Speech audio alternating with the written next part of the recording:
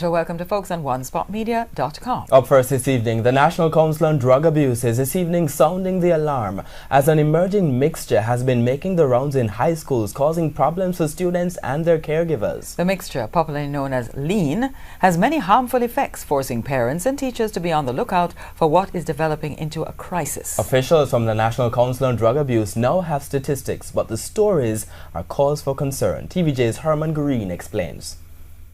A powerful concoction that has made its way into the lives of some teenagers in Jamaica. Over the past several months, the NCD has received reports on lean being used by secondary school students. It has at least 3 different names: lean, purple drank, or sizzurp, a combination of candy, soda, and cough syrup containing codeine. Codeine is a prescription pain medication used to treat mild to moderate pain and is also used to suppress a cough. For the mixture, purple drank, when it is consumed in large doses or from non-prescription purposes, it can create extremely harmful effects. Given that the drug is created as a liquid to drink, users can easily lose track of how much of the active drug they have consumed, since the cough syrup is masked by pleasant or familiar flavors from the soda or candy. The side effects are devastating. First-time users may experience dizziness, blurred vision, nausea, and memory problems. Regular use can lead to dental decay, constipation, weight gain, and urinary tract infections. There can also be life-threatening effects when it is used in combination with other drugs. A quick internet search shows the popularity of purple drank.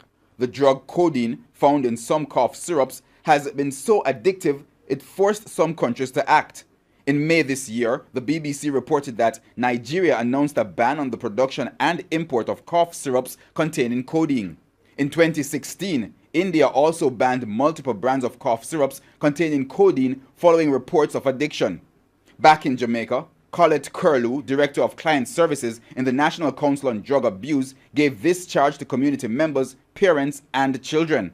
For children, consider your future and keep your goals in focus. Remember, #your future comes first.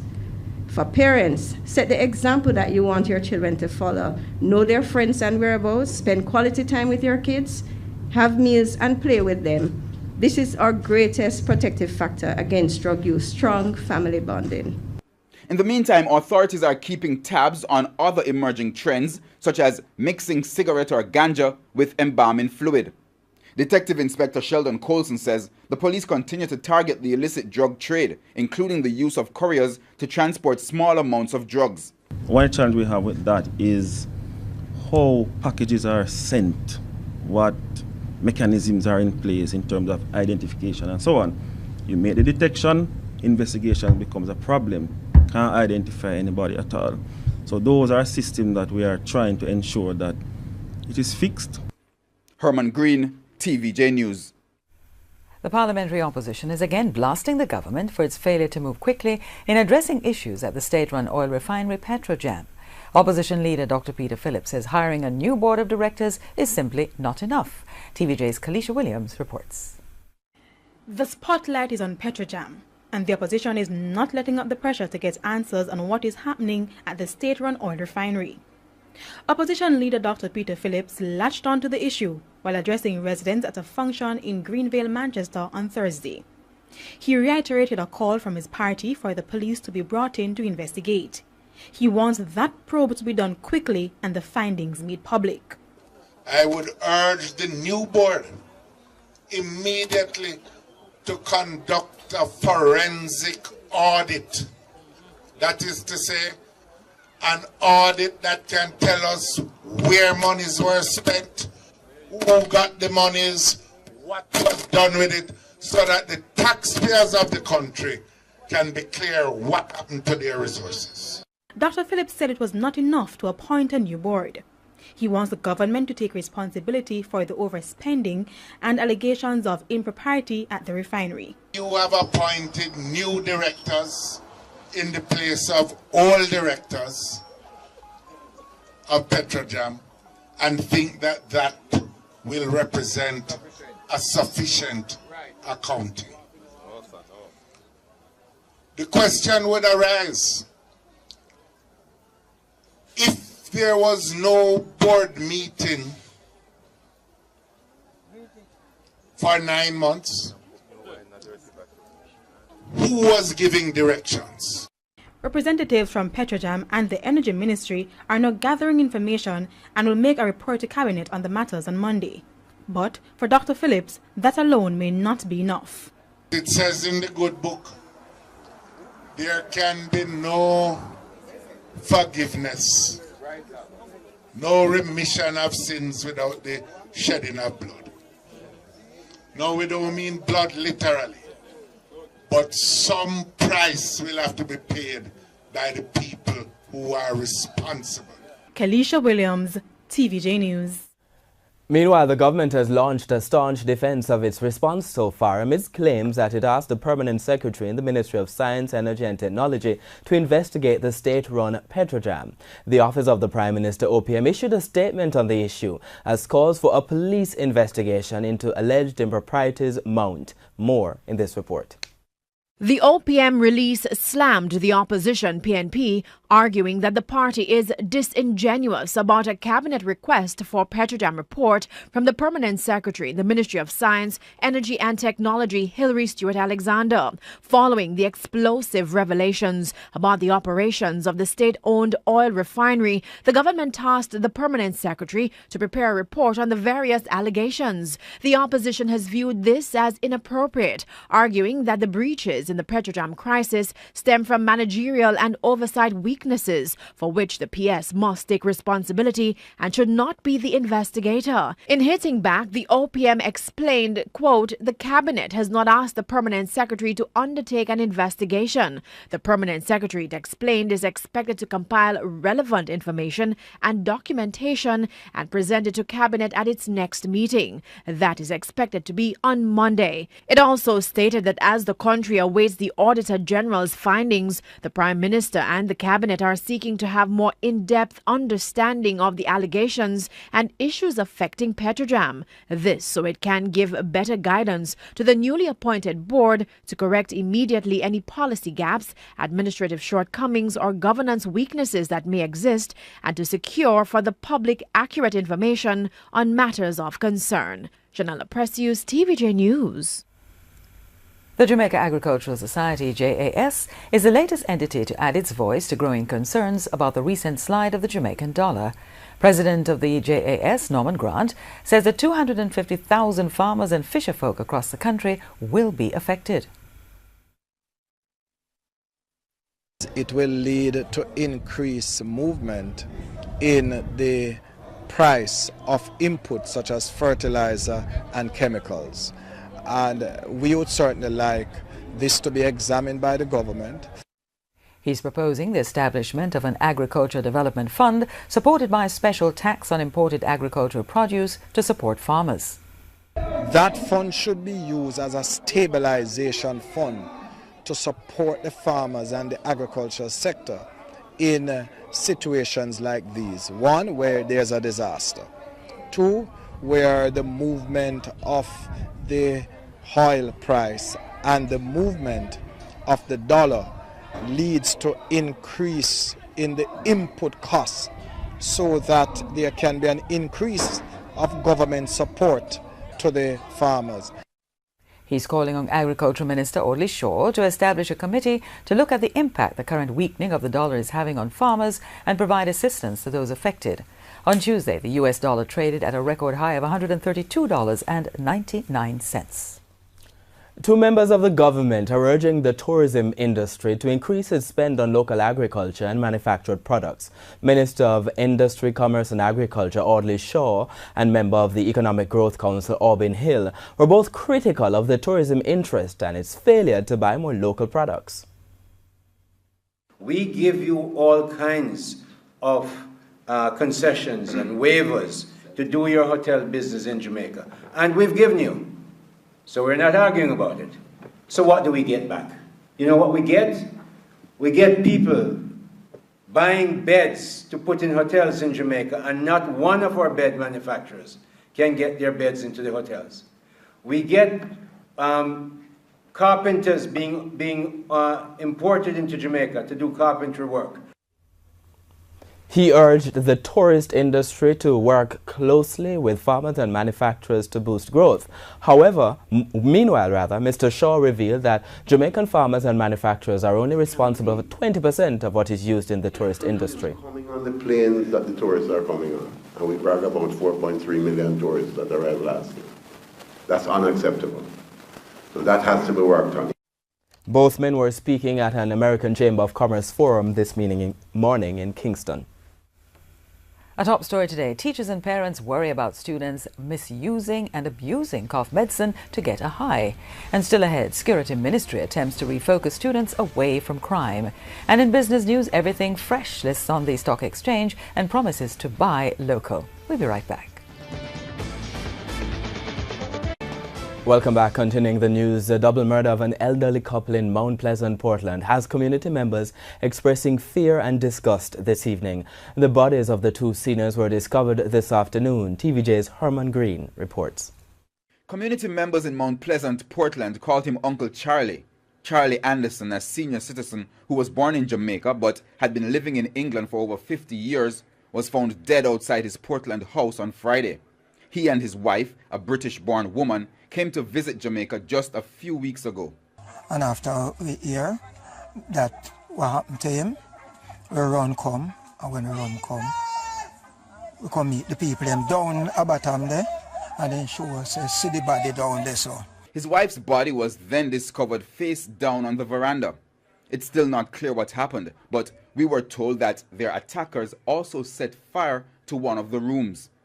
No man, Uncle Charlie kind to everybody. Uncle Charlie is a man, he's never said no, he's a good man, don't deserve this. Our news team was told that the woman recently reported that her credit card was cloned and used. The community is usually quiet and crime-free. Neighbors now say they are fearful. Why we afraid? We never know we are going to make out it tonight. We're afraid, but Uncle Charlie and his wife don't deserve this. Up to news time, the police were still unable to give an official report. Herman Green, TVJ News. National Security Minister Dr. Horace Chang says a social intervention arm of his ministry, the Citizens Safety and Security Program, CSJP, is being refocused to target younger persons who are being recruited into criminal activities. He was speaking at a National Housing Trust Crime Forum in St. Catherine on Thursday, where he gave more details of the government's 5-pillar anti-crime strategy. Details from TVJ's Krista Campbell. Still on the crime trail, National Security Minister Dr. Horace Chang was at a community meeting in St. Catherine on Thursday where residents raised concerns about an increasing number of young persons committing crimes. And this despite a state of emergency in the St. Catherine North Police Division, which the police say has significantly reduced murders in the area from 5 to 1 each month. Still, the police are concerned about 2 of the island's major gangs operating from St. Catherine. But Dr. Chang stressed that gangs are a priority focus of the government's 5-pillar crime plan. We will not have long-term solution until we deal with the gangs. And therefore, anti-gang activity will be a principal part of the security force over the next few months and years to come, till we can dismantle some of those gangs. The big ones, the statistics tell me there are some 77 major ones, of about 250 that exist and are active, will include some 9,000 young men. So the CSJP will focus social intervention programs on younger persons who are involved in gang activities and other serious crimes. Dr. Chang says music, sports and technology will be used to steer youngsters from the primary to secondary level away from a life of crime. A lot of time I meet a young fellow who is expelled from school for being dunce at age 14. And give him 3 months with his scamming friend, and he speaks English perfectly in 3 dialects. So he calls from Antigua in a Caribbean dialect, he calls from somewhere in Jamaica. When Jamaica become too well known, he call with an accent from Georgia, and have the money sent to his friend in the States and get it transferred to Jamaica. And he can do that all across, and he does that in less than 6 months. And are scamming people who are retired professionals, doctors, lawyers, businessmen, and get huge amounts of money into Jamaica. The Security Minister says plans are being made for a new prison in Trelawney with a special feature that's expected to address some of the current deficiencies in the island's penal facilities. Many youngsters go to prison and they become bigger criminals inside the prison. And one of that is that it is very difficult to cut them off from the communication. They really use the prison as a safe base to operate from. And we have to build a prison where we can have what they call hardened cells, the cells where they can get the electronic communication out. Krista Campbell, TVJ News. The Independent Commission of Investigations, INDICOM, has taken over investigations into an incident at Falmouth Hospital this week in which staff members and patients were reportedly pepper sprayed by a police team. The incident triggered outrage among residents. It's understood that the pepper spray was used because the cops were not allowed to visit one of their colleagues who was on ward after a motor vehicle crash. A confrontation is said to have developed between security personnel at the hospital and the police officers. Resulting from that confrontation, it is said that pepper spray was brought into play and the security personnel complained of being affected, as well as other members of staff at the Falmouth General Public Hospital and civilians. He says initial investigations saw 3 persons giving statements. We were unable to ascertain if the officers involved were still performing frontline duties. The police have seized nearly 2,000 pounds of ganja at a property in West Cumberland, Portmore, St. Catherine. The seizure was made shortly after 6 o'clock this morning by Counter-Terrorism and Organised Crime Investigation Branch, CTOC. TVJ News understands that a man was arrested and a high-end vehicle seized during the operation. The man remains in custody. He's expected to be charged. This is the second major ganja bust this week. The police found 1,000 pounds of compressed ganja in Beeston Spring, Westmoreland on Tuesday. 2 persons were arrested. A U.S. federal appeals court has ordered that Jamaican-born Lee Boyd Malvo, who is serving life in prison for deadly shootings in the Washington, D.C. area 16 years ago, be resentenced. That after a recent U.S. Supreme Court decision that mandatory life sentences without parole for juveniles were unconstitutional. Malvo, who was 17 years old at the time of his crime, was involved in the D.C. sniper case, which left 10 people dead over 3 weeks in Washington, Maryland and Virginia. Now 33, he received 4 life sentences in Virginia. He also received life without parole in Maryland. John Allen Muhammad, Malvo's older accomplice, was also convicted over the shooting spree. Construction on a new bridge in Comfort Castle, Portland, should begin in the next 2 weeks and should be completed by September. This after TVJ News highlighted the daily struggles for the residents since the bridge collapsed in 2016. TVJ's Jeline Pearson has the primetime news follow-up. I want to say to citizens, not need to worry. Your bridge is near, your bridge is coming. Your bridge is at your door. Within the next few months, residents in Comfort Castle, Moortown, Ginger House, Millbank and Cornwall Barracks will no longer have to walk in the river to enter or leave their community. Councillor for the Fellowship Division, Irvin Brown, told TVJ News that the funds have been allocated to replace the bridge. Technical service of the Portland Municipal Corporation is now in the final stages of doing the paperwork. The money allocated for the bridge, $7 million Jamaican dollars. The old bridge connected the 5 communities, and without it, residents have experienced difficulty traveling. Many farmers were also affected. The bridge collapsed in 2016 after weeks of heavy rains. Councillor Brown said the residents should be able to use the new bridge by September. I want to assure residents that in a very short order, maybe next 2 weeks, the paperwork will complete. And very shortly, there will see signs of the bridge material will be dropping on site. And hopefully, they will have the bridge by August, late or very early September. However, Member of Parliament for East Portland, Dr. Linval Bloomfield, said he's concerned about the length of time it took the parish council to address the problem. It has been over 2 years, and this is totally incomprehensible. It's untenable and unacceptable that our people have been there with parents, grandparents, relatives taking children across on a daily basis, taking their clothes basically off and putting them on again after crossing this river, because it is the easier and more reasonable way to go from one district to the other. Dr. Bloomfield says he has been reaching out to the National Works Agency, NWA, since the bridge collapsed, and he was promised that the bridge would have been replaced by February 2018. Jeline Pearson, TVJ News. Before the break, it's time for our feedback.